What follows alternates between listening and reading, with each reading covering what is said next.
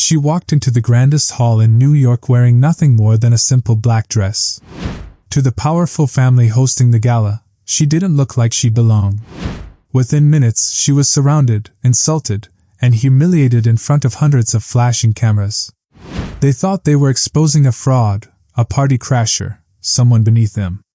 But what none of them realized was that the woman they were tearing apart was not only their biggest donor, she was the very person holding their billion-dollar future in her hands. One wrong assumption, one act of arrogance, and their entire empire would begin to crumble. The question is, how far will prejudice blind people before the truth hits them in the most devastating way? Selena Carter lived her life in quiet contrast to the glittering world she often brushed against. At 34, she was the founder of a company that touched governments and global markets, yet she preferred simplicity, unassuming clothes, modest jewelry, a presence that never begged for attention. Most who passed her on the street would never guess she commanded influence measured in billions. And that was exactly how she wanted it. When she accepted an invitation to one of Manhattan's most prestigious charity galas, it wasn't for the chandeliers or the champagne. It was because her anonymous foundation had quietly underwritten nearly half the evening's donations.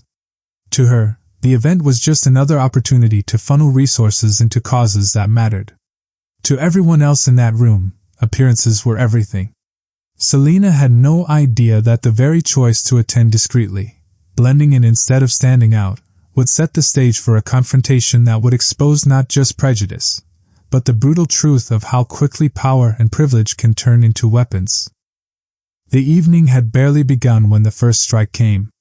A sharp voice cut across the chatter of crystal glasses and soft violins. A hand, heavy with diamonds, slapped across Selena Carter's cheek. Gasps rippled through the room, then silence.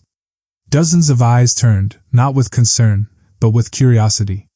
A black woman in a simple dress had just been struck by one of the most powerful matriarchs in Manhattan society. Before Selena could even process what happened, 3 more family members closed in. One yanked her scarf, another kicked her purse to the marble floor, spilling tissues, a boarding pass, and the corner of a metal card.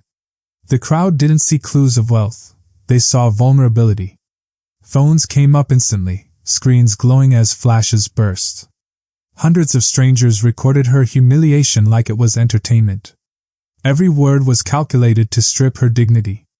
Cheap knockoff. Service entrance. She doesn't belong. The insults came like a chorus, each family member taking turns, feeding off each other, the cruelty practiced and precise. And through it all, Selena stood still, chocolate mousse staining her dress, cameras framing her like prey surrounded by predators. The comments streamed faster than the music could drown out. Throw her out. Call the police. She looks guilty. Viewers weren't just watching, they were participating, spurring on the attack. Racial slurs filled the feeds, yet the family didn't stop them. In fact, they amplified them. This wasn't just humiliation, it was a public trial, broadcast live, with no defense and no mercy. Security was called. 8 men formed a perimeter around her, waiting for orders. The family pressed harder, their patriarch tapping a silver cane against the floor like a judge calling for order. Trespassing. Federal offense. Arrest her. Each accusation heavier than the last, designed to bury her under the weight of power she supposedly didn't have. The storm was building. And when it broke, no amount of money, influence, or arrogance would protect the family from what was about to be revealed. The circle tightened. 8 guards closed in as the family barked orders like generals at war. The matriarch's voice rose above the crowd. Search her now. Make sure everyone sees what happens when people like this try to sneak into our world. The audience roared with approval, cameras raised higher, eager to capture the final humiliation. Selena Carter stood frozen in the glare of chandeliers and flashing phones, chocolate still staining her dress. For a moment, the weight of it pressed down on her chest, the hand that had slapped her, the words that cut deeper than the bruise, the voices chanting for her removal. This wasn't just embarrassment. It was an execution, staged for entertainment. The security chief gave a nod. 2 guards stepped forward, zip ties ready. Influencers screamed into their live streams. "This is it! They're dragging her out!" Victoria's follower count soared past 100,000, fueled by cruelty disguised as curiosity. Selena's phone buzzed again. The glow of the screen caught the chief's eye. He leaned closer, his face shifting from certainty to shock. His knees almost buckled as he read the name on the incoming call. For the first time all night, his voice trembled. "Sir," he whispered to the museum director, "we have a problem." But it was too late. The crowd smelled blood. The patriarch tapped his cane like a judge declaring sentence. "No more delays. Arrest her now." The guards reached for her wrists. Cameras surged closer. The matriarch smiled for her live audience, convinced victory was hers. Then Selena moved. Calmly, deliberately, she lifted her phone high for all to see. On the glowing screen was a profile the entire world recognized, Forbes Billionaire Index. Selena Carter.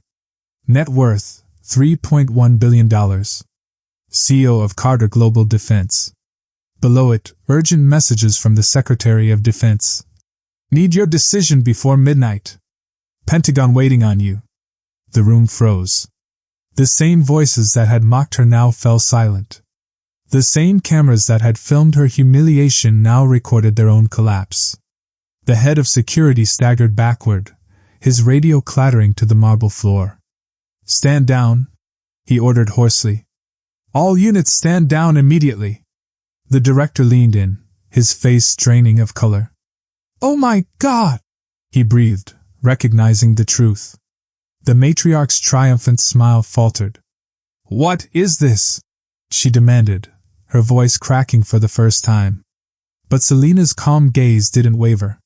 She turned her screen toward the crowd. Every guest, every phone, every live stream caught the evidence in high definition. The predator's circle dissolved in an instant. The powerful family who thought they owned the room suddenly looked small, fragile, terrified.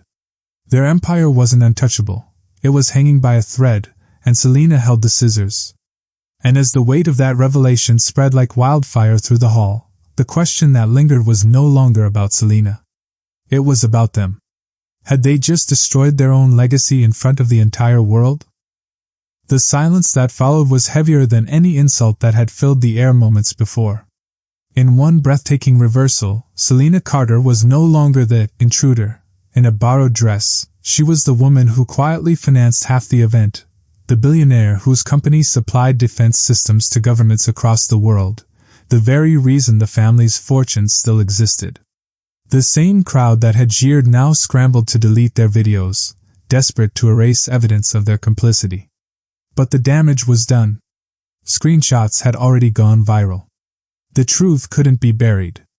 The family that had struck her, mocked her, and treated her like trash now stood exposed, trembling under the weight of their arrogance.